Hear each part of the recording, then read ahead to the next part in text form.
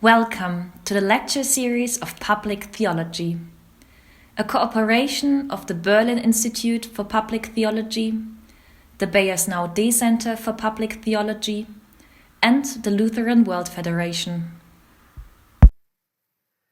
Ladies and gentlemen, dear participants in this lecture series on public theology. Let me just start by introducing myself. I am Henrik Simojoki, Professor of Practical Theology and Religious Pedagogy at the Faculty of Theology of Humboldt-Universität in Berlin. I am pleased to speak to you in this video about education, a topic that is not exactly the first thing that comes to mind when one thinks of public theology. As you have learned in other contributions to this lecture series, public theology is a theoretical concept, or to put it precisely, a discourse paradigm that has been developed and is currently controversially discussed by adults in church and theology. Seemingly opposed to that, education is a practice that is centered on children and young people. Hence the question, public theology and education, how do they fit together? In this lecture, I give you 5 answers to this question. As you already know from other lectures in this series, public theology is much, if not all, about context. Therefore, I will link each answer to a specific setting.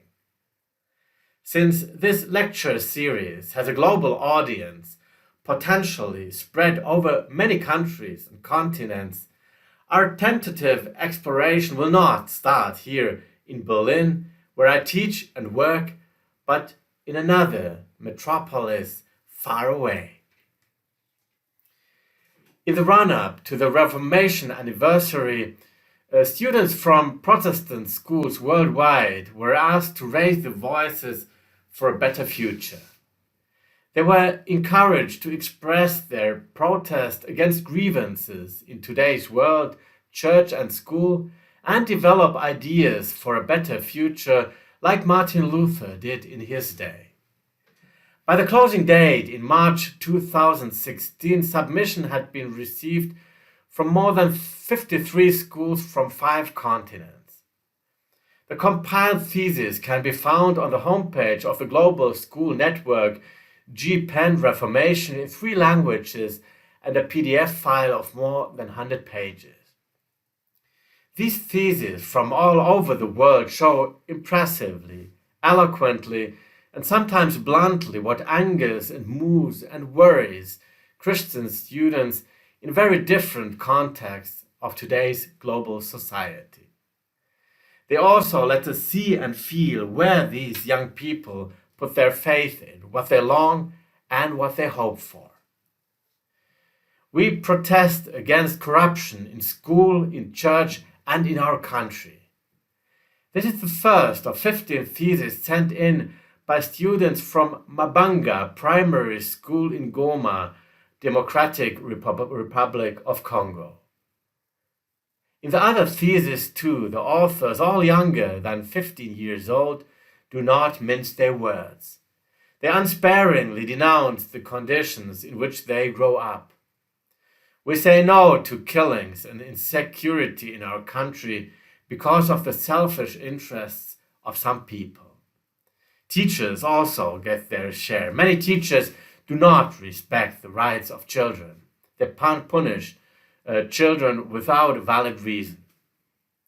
In contrast to most of the submissions from European schools, their protest against rampant grievances in their own world is rooted in Christian faith, with particular emphasis on the teachings and exemplary life of Jesus Christ.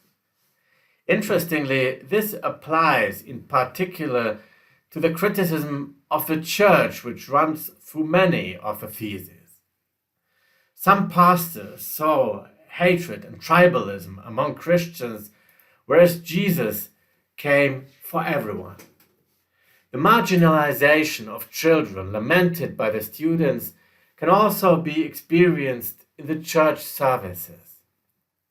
Children are despised in churches. They are driven out to the benefit of old people who come to occupy their places. For God, there is no children and no adults.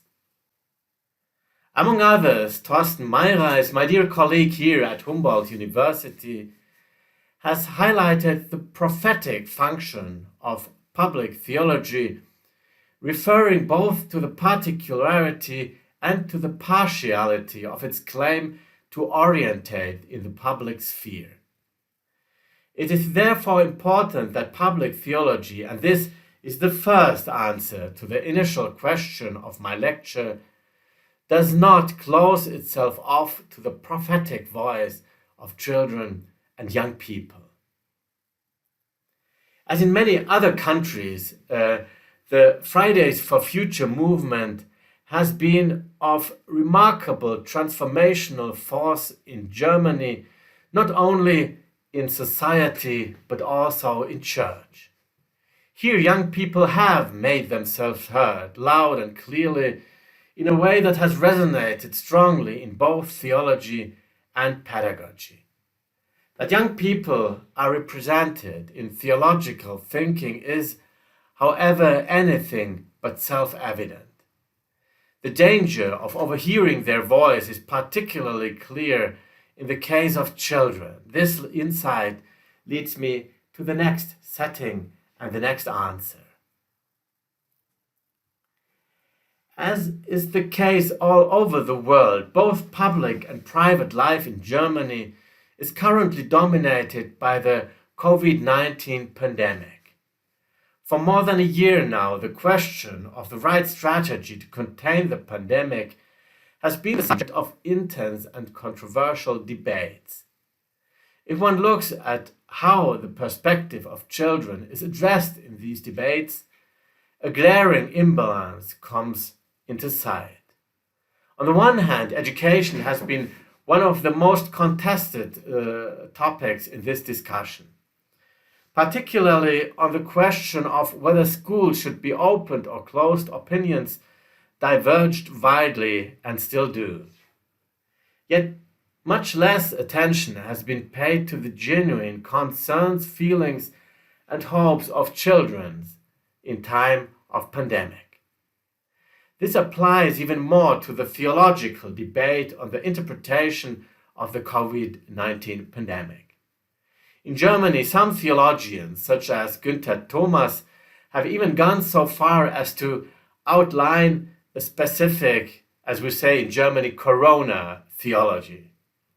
However, in the whole public discourse on theological interpretation of the global pandemic, the experiences and perspectives of children are only marginally considered. The reason for this is as simple as it is far-reaching in its consequences.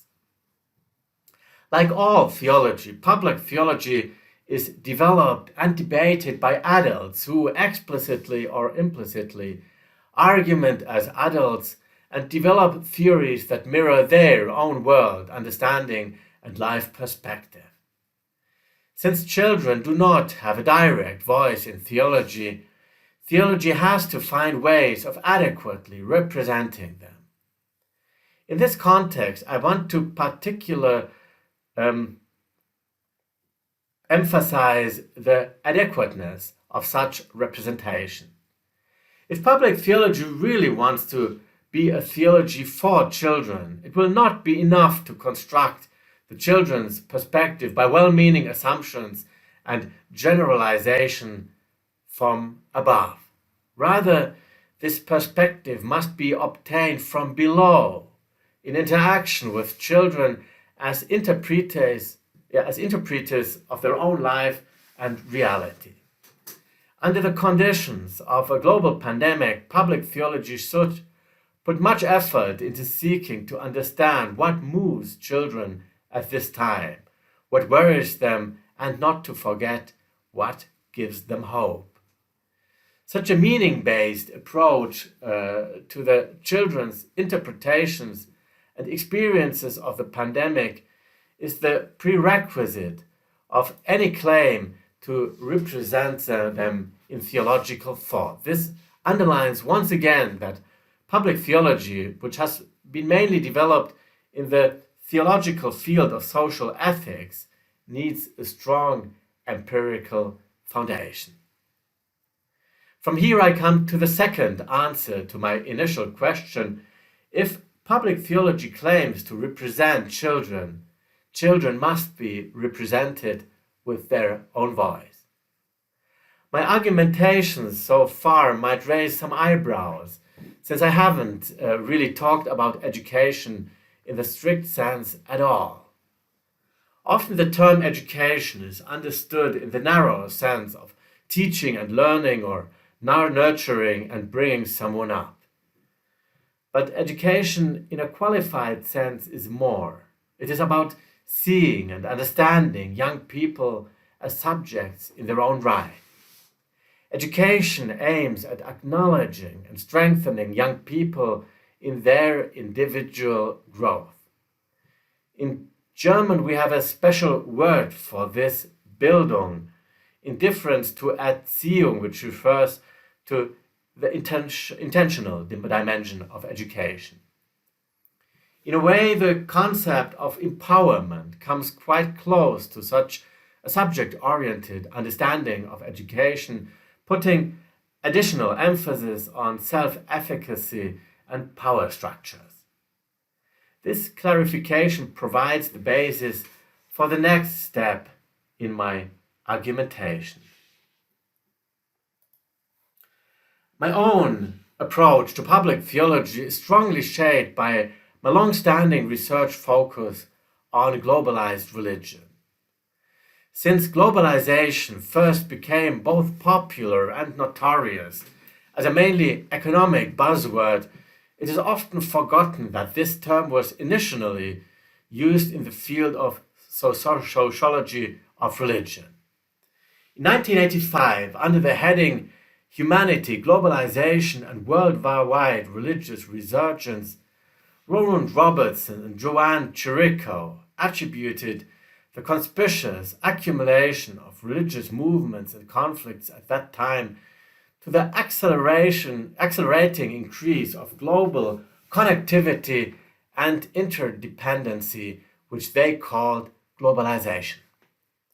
Robertson and Chirico argue that as the world becomes more and more interwoven, religiously dimensioned questions and universalization discourses gain importance. At the backdrop of an ever-increasing and potentially threatening complexity, the confrontation with questions of universal meaning and ultimate ends becomes almost unavoidable for individuals and societies. Today, Robertson and Chirico would probably refer to the global pandemic, which has raised many existential questions and provoked heated debates about the direction of society as a source of such, as Robertson and Chirico called it, global telic concern. Following Talcott Parsons, Robertson understands religion as a telic form of cultural reflexivity. In his view, religions and religious movements are an important but by no means exclusive provider of telic orientation. Robertson writes, I quote, "The making of the world into a single place constrains religious movements to offer interpretations of that development and of their own place in it, to give it religious theological meaning, which may well done in very negative turn." Through the work of Max Stackhouse, Robertson's view on the interplay between religion and globalization has found its way into the very center of the early discourse on public theology. Stackhouse assumes that the dynamics outlined by Robertson decisively change the contextual embeddedness of theology. He refers to the emergence of, I quote, "a newly contentious, comprehending public, one that modulates every regional and local context and yet is adapted into them and adopted in new ways. Stackhouse emphasizes the orientating and civilizing potentials of theology in the evolving global civil society. As I have pointed out elsewhere, his view on both globalization and theology might be a bit too holistic and optimistic. Nevertheless, it does provide an apt framework for understanding the necessity of telic education in theological concepts of the public. The global plurality of diverse, sometimes antagonistic worldviews and life interpretations demands increased reflexivity from each individual Christian. Young people in particular must learn to orientate themselves in today's global society.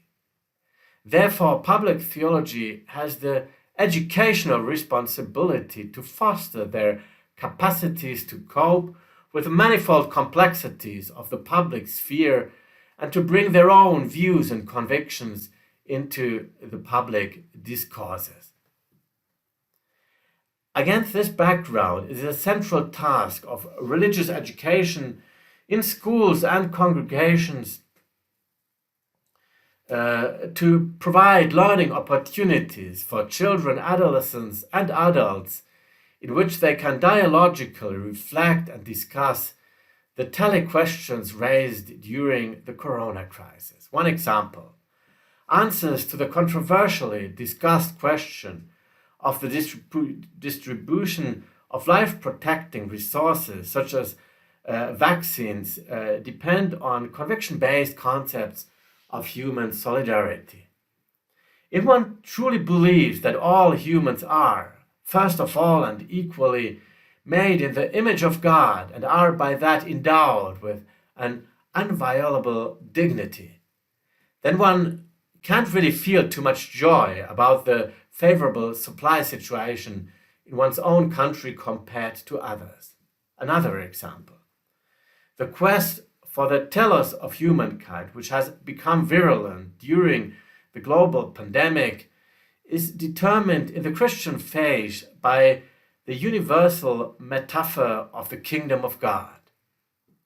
The gospel unfolds images of global ends that do not stand in linear continuity, but are also not unrelated to our globalized present. They can serve as positively irritating impulses for young people, and why not also older people, to develop their own images of global well-being, thus helping them to make sense of and also to critically assess the reality they're facing. After having broadened the perspective to the global horizon of theology and education, I now want to deliberately narrow it on the German discourse on public theology. This is because it is remarkable with regard to the topic of this lecture. While education is a rather marginal aspect in the international debate on public theology, the educational dimension plays a prominent role in the German discussion. There are many reasons for this, one of which certainly needs to be emphasized. As in many other countries, but by no means all, there is a separate subject for religion in German schools. However, in Germany, religious education has a, particularity, because it is not taught about religion. Rather, this subject is taught, as the German constitution states, I quote, in agreement with the religious communities, which is why RE teachers for Protestant, Catholic, Orthodox, and also Islamic or Jewish religious education are trained at theological faculties and institutes. This contextually shaped connection between religion, the public sphere, and education in the German model of RE in public schools contains specific opportunities and challenges. On the positive side, the overall task guiding school education, namely to support young people in leading their lives in a self-determined, reflective way and according to the ideas of the good that guide them, includes the religious dimension of human life. The challenge, in turn, lies in the fact that the recourse to a particular tradition is coming under increasing pressure in the face of advancing secularization, pluralization, and individualization. To put it more concretely, religious education can only legitimize its place in the public school system if it visibly fosters the students' capacity to dialogically reflect and express their own points of view in the existing plurality of religious and non-religious orientations. Against this background, it is not surprising that the seeds of public theology have particularly sprouted in this environment. Since 2010, several concepts of a public religious pedagogy have been presented in Germany, among others by Bernhard Grümme, Judith Könemann, Thomas Schlag, Bernd Schröder, and others. To present them all here would exceed the scope of this lecture by far. Therefore, I will focus on the approach of Manfred Pirner, who has been developing his understanding of a public religious pedagogy in recent years and has founded a research unit for public religion and education at the University of Erlangen-Nuremberg. The starting point of his reflection is the question of what holds a liberal, democratic, pluralistic society together. In his answer to this question, he draws back to two prominent philosophical frameworks. On the one hand, the thesis of late John Rawls that coherence and solidarity in pluralistic societies are dependent on an overlapping consensus between citizens with different religious and non-religious worldviews. And on the other hand, Jürgen Habermas' concept of translation as a dialogical, cooperative individual endeavor of religious and non-religious citizens. Pirner argues that in these political theories and their counterparts in public theology, I quote, the task of education and learning is implicitly present. He emphasizes the role of public education, I quote again, as it provides the young generation with a learning model of how diversity in society is dealt with and on which basis living together is possible. But that is only possible if strong truth claims and particular convictions are included and are addressed in public education. Hence, the necessary link between public theology and RE in public education, which includes two directions. On the one side, public theology needs to be aware that its anticipations of a public faith or even a public church rely on competencies that are acquired in learning processes. On the other side, Pirner recommends public theologies as reference theories for public religious education, since they are firmly, I quote, grounded in their own religious tradition and at the same time offer translations into other religious and non-religious understandings of life and the world. On this basis, processes of translation between different religious and secular languages become a major task of RE in public schools. So such processes go beyond of what Heinrich Bedford Strom has called bilinguality, meaning the capacity to translate religious language into generally and rationally accessible, albeit secular language.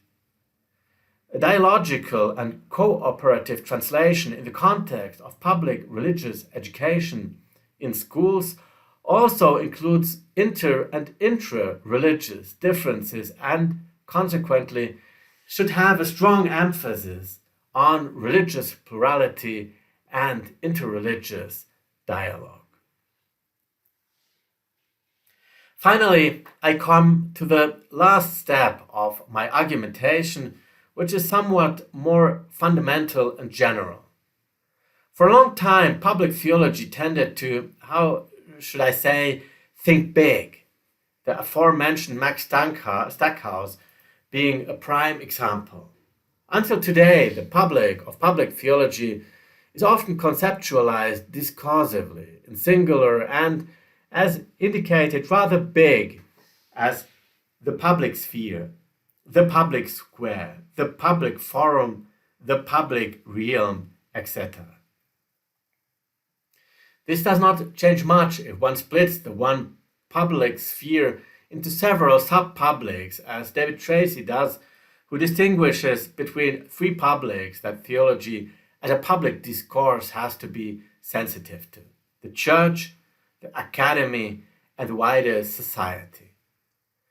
For with regard to all these publics, the basic aim is the same: to dialogically engage with them and to make the orientative voice of theology heard. This aim is completely plausible and not to be criticized, because public orientation has always been an essential core business of theological ethics. However, religious education, as has become clear in this lecture, does not construct the public sphere primarily out of an orienting interest, but with regard to education. Therefore, the public is not primarily conceptualized as a theoretical discourse, but as a discursive practice. As Ingrid Schobert, my colleague from the University of Heidelberg, has pointed out, Charles Taylor's understanding of the public sphere provides a sound basis for such an approach. The public is then the modus in which plurality becomes real and viable. While public theology is often metaphorically located in public forums and arenas, Schobert points out that the public sphere as a specific form of discursive practice can only exist in the plural, and that it is the smaller publics that are particularly important from a pedagogical point of view.